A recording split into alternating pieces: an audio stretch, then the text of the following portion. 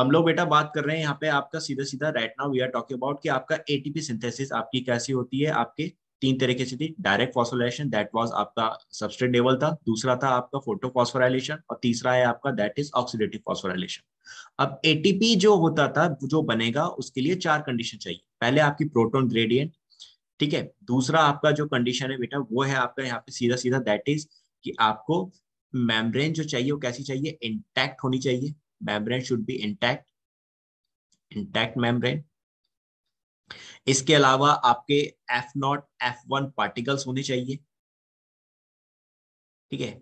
F0 F1 particles होने चाहिए। और आपका इसके अलावा प्रोटॉन पंप होना चाहिए, प्रोटॉन पंप होना चाहिए। तो ये चार रिक्वायरमेंट अगर आपकी फुलफिल हैं तो आप आराम से क्या बना देंगे, एटीपी बना देंगे, आराम से एटीपी बना देंगे। There will be no issue, no problem, कोई दिक्कत नहीं होगी, ठीक है बेटा। तो नाउ एटीपी बनाने के लिए सबसे पहले प्रोटॉन ग्रेडियंट समझो। प्रोटॉन ग्रेडियंट क्या है भाई? प्रोटॉन ग्रेडियंट का मतलब है सीधा सीधा डिफरेंस, दैट इज डिफरेंस की हम बात कर रहे हैं। We are talking about difference, ठीक है।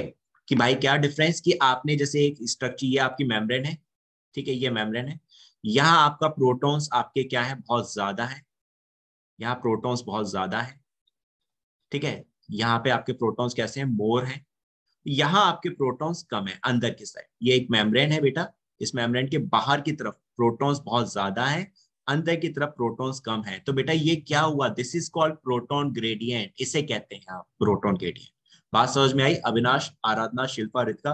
प्रोटॉन ग्रेडियंट क्या होते हैं? That is a difference in protons, okay. आपके मैम एक ऑर्गन है कोई, उसमें आपका क्या है बेटा, एक जगह तो प्रोटॉन बहुत ज्यादा है, एक जगह प्रोटॉन कम है, तो दैट इज, ये क्या हो गया आपका, प्रोटॉन ग्रेडियंट हो गया। आई बात समझ में?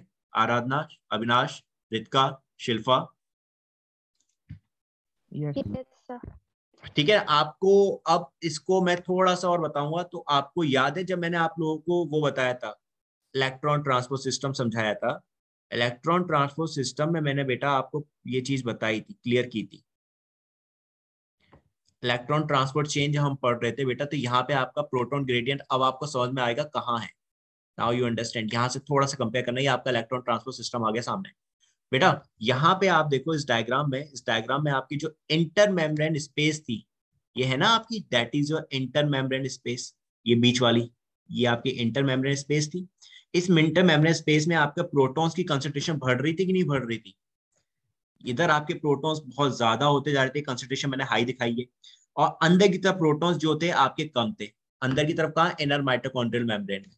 इनर माइटोकॉन्ड्रियल मेम्ब्रेन में आपके प्रोटॉन्स कम थे, यहाँ आपके प्रोटॉन कम थे, और यहाँ आपके प्रोटॉन ज्यादा थे। तो ये क्या है, दिस इज आपका प्रोटॉन ग्रेडियंट, इसे कहते हैं।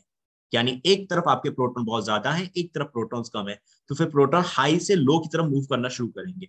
इज इट क्लियर अविनाश, आराधना, शिल्पा, रितिका? कोई डाउट बच्चों?